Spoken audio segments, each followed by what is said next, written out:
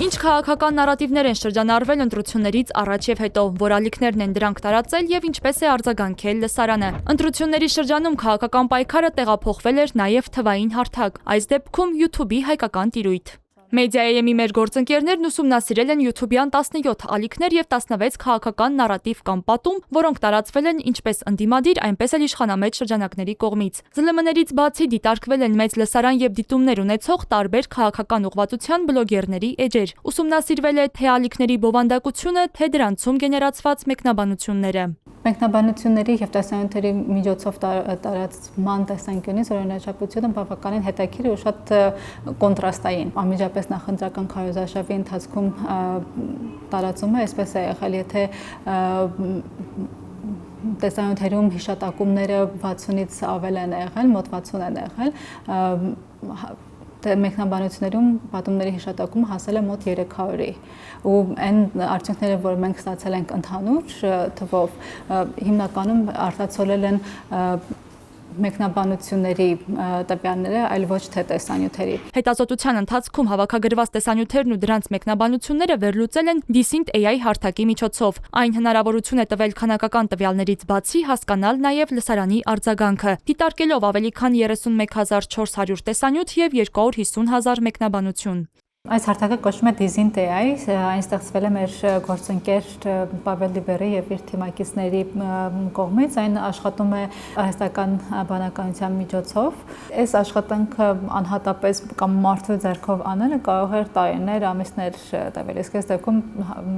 ամենօրյա ռեժիմով թարմացվում է, մենք նոր տվյալներ ենք ստանում։ Իշխանությունը խաղաղության անվան տակ երկիրը տանում է նորանոր կորուստների։ Նիկոլ Փաշինյանը բռնապետություն է սարքում Հայաստանը։ Իշխանության ձախողած արտաքին քաղաքականությունը Հայաստանը վերածել է բախման թատերաբեմի, վտանգելով Իրանի հետ կապն ու պետականության գոյությունը կամ կործանարար ընտրության պատճառով։ Մշտադիտարկման շրջանում տեսանյութերում եւ մեկնաբանություններում ամենից շատ տարածված են եղել հենց այս նարատիվները։ Մեդիա-AM-ն ավելի վաղ մշտադիտարկել էր 14 YouTube-յան ալիք եւ 15 նարատիվ, տարեսկզբից մինչև նախընտրական քարոզարշավի մեկնարկը։ Լուսինեն նշում է, որ եթե նախորդ ուսումնասիրության ընթացքում հիմնականում դիտարկել էին ընդդիմադիր դիրքորոշում ունեցող էջերի տարածած նարատիվները, ապա այս անգամ ուսումնասիրել են իշխանական կողմնորոշում ունեցող ալիքները։ Իմ ամենասիրելի հատվածը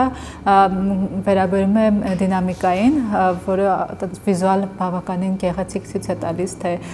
ինչպես են պատումները տարածվել, օրինակ այս կարմիրը իշխանությունը խաղաղության անվան տակ երկիրը տանում է նորանոր կորուստների այդ պատումն է, որը ինչպես տեսնում եք հաստատուն գնացել է եւ հետո արդեն բավականին ակտիվացել է նախընտրական շրջանում, եթե տեսնում եք, սա մայիսի 10-11-ից սկսած է, երբ որ նախընտրական քարոզարշավը սկսել է եւ մի քանի անգամ մեծացել է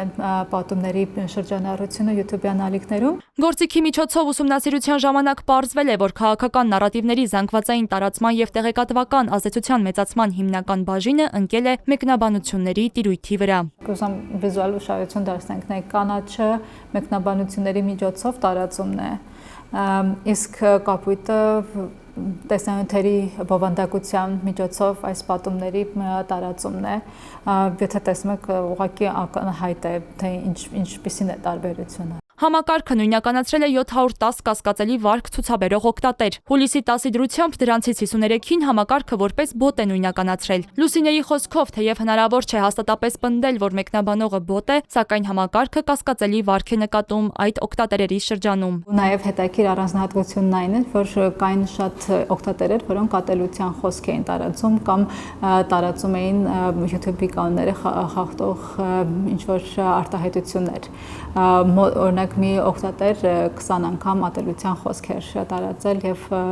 YouTube-ի կանոնակարգը խախտել էր։ Կարևորությունը այն է, որ մենք ամբողջովին չենք վստահում հարթակին, ու այստեղ կարող ենք ուղղակի սխմել եւ գնալ տեսնել, ստուգել բոլոր մեկնաբանությունները, հասկանալ դրանք ոնց են աշխատում, տվյալ օգտատերը որտեղ է մեկնաբանություն կատարում, որպեսզի երկրորդ անգամ ստուգենք, վերահաստատենք արդյոք ճշմարտացի է մեզ հասված